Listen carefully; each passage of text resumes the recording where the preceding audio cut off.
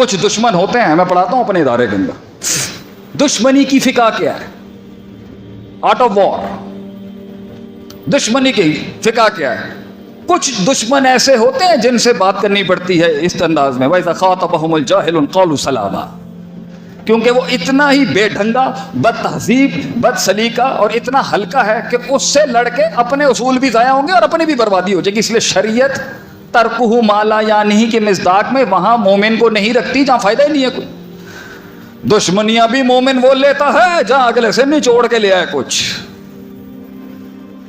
مگر ہر جگہ اتنی شرافت بھی نہیں چلتی. کہیں پر جزاء السیئۃ بمثلھا, جتنا اس نے کیا ہے اتنا دینا پڑتا ہے. کیسے پتا چلے گا یہ پڑھ کے؟ ہم میتھ, سائنس, فزکس اور عصری علوم کے خلاف تھوڑی ہیں, مگر بھیا یہ کہاں جائے گا؟ یہ جو یتیم ہو کے آج صرف مدرسے کی شان بنا ہوا یہ کہاں جائے گا؟ ہاں اس کی وہ چوٹ نہیں ہے, وہ ڈانگ نہیں ہے, وہ بات نہیں. تو دوسرے بڑا مسئلہ, اگر کہیں بربادی ہو رہی ہے گھر میں, بیوی بچے, خاندان, علاقہ, برادری, صوبہ, آیا نہیں ہمیں صحیح طریقے سے کرنا مجھ سمیت. اور تیسری, کچھ لوگ تزکیے میں بڑے نیک ہوتے ہیں مگر عالم نہیں ہوتے, اور ہر بندہ عالم ہے. وَفَوْقَ كُلِّ ذِي عِلْمٍ عَلِيمٌ, ہر علم والے کے اوپر ایک علم والا ہے. مگر وہ جو خاص بریڈ ہے نا, الراسخون فی العلم لیتفقہوا فی الدین, وہ بڑے سردار ہیں, وہ ادھر ہی رہیں گے. لیکن معاشرے کے ہر طبقے کو اللہ کہتا ہے کہ یہ علم کی وراثت اس کے پاس ہے, تو اپنے اثر و رسوخ کے اندر اپنے علم کو اپلائی کرتا رہے. انما یخشی اللہ من عبادی العلماء, جو ڈر گیا وہ عالم ہے. لیکن وہ فقہ والا عالم, وہ دوسرا عالم ہے, وہ ایک علیحدہ رسوخ ہے. مگر سب کو اللہ علم کی ڈومین میں لاتا ضرور ہے کہ سب علم والے ہیں. تو علم ہوتا ہے تو تزکیہ نہیں ہوتا. تو علم ہو اور نفس پاک نہ ہو شیطان,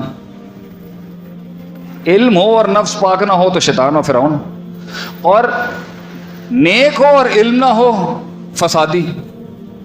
بدعت بھی یہیں سے نکلتی ہے. نیک بڑے ہوتے ہیں, نیت بڑی صاف ہوگی. تو کرسچنز جتنے بھی تھے, جسے اللہ غیر المغضوب علیہم ولا الضالین کہتا, ضالین جو تھے وہ اللہ والے لوگ تھے مگر علم نہیں تھا. نیکی کی آڑ میں گئے اور پورا منہج ہی برباد کر گئے. تھی نیکی, نیت کے خالص تھے, اخلاص تھا, اصول نہیں تھا, علم نہیں تھا, حد بندی نہیں پتا تھا. اور آخری بات کہ جس نے اس اختیار کو صحیح استعمال کرنے میں جس سے بنیاد رکھی تھی کہ اصل اللہ انسان سے یہی تو مقصود ہے کہ اس اختیار کو استعمال کر کے تو وہاں تک پہنچ جہاں آسمان بھی تجھے دیکھتا ہو اور زمین بھی تجھے دیکھتا ہو اور تو اس کو دیکھتا ہو صرف, ان تعبد اللہ کانک تراہ.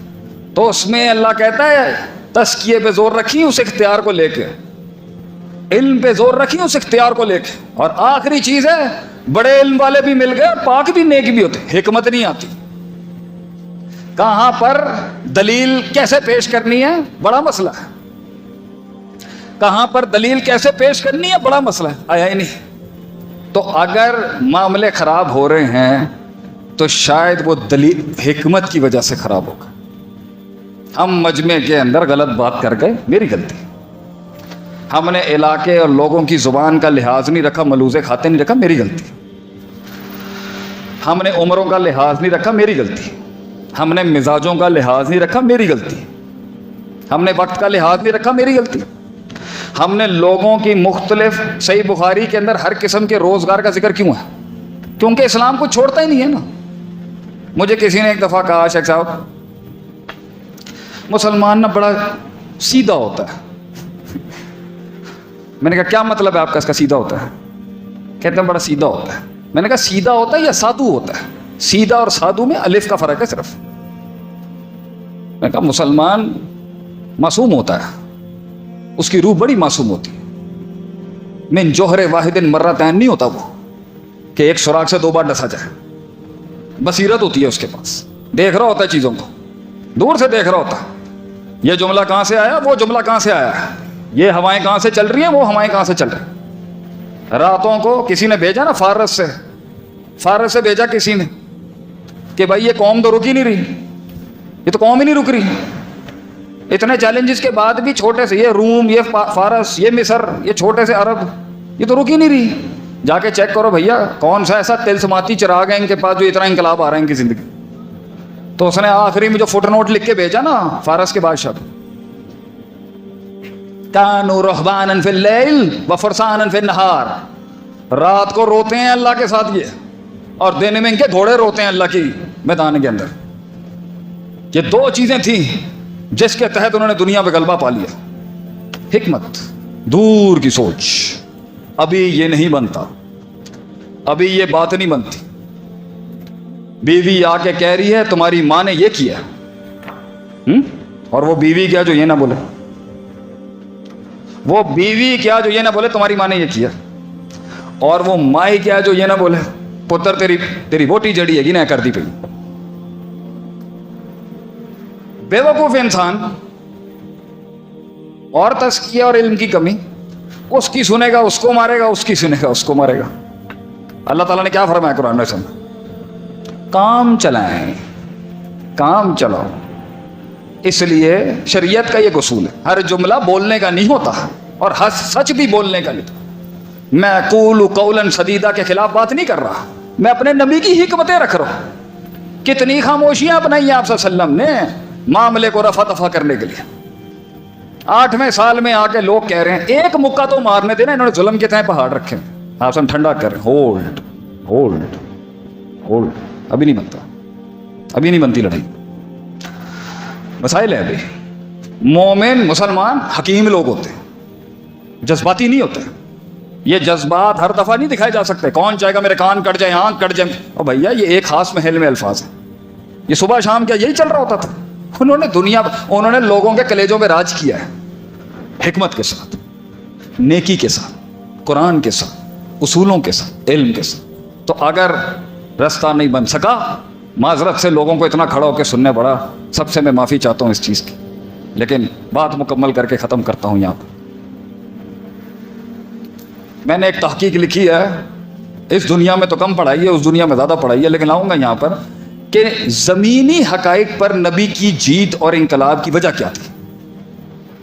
ذکر، اذکار، نماز، روزہ، تعلق باللہ، للہیت، ما فوق الفطرت تو بہت سٹرونگ ہے ہمارا، توحید، توکل، اعتماد۔ زمین پہ وہ کیا کرتے تھے جو 1 مہینے کی مسافت کے اوپر دشمن کے کلیجے پھٹ جاتے تھے کہ اب ان کی ٹیریٹری شروع ہو گئی؟ کیسے کیا انہوں نے؟ وہ تو 1 مہینے کی مسافت پہ ڈر جاتے تھے، یہاں تو برابر والا نہیں گھبراتا۔ اس کے اوپر انشاءاللہ کبھی تحقیق یا کورس کرائیں گے آپ کے علاقے کے اندر آ کے۔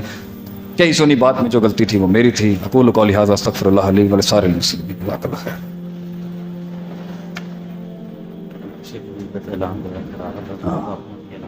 کر دیں گے تو دو تھوڑا الحمد للہ رب العالمین والعاقبۃ للمتقین والصلاۃ والسلام علی سید الانبیاء والمرسلین وعلی آلہ وصحبہ اجمعین، وبعد۔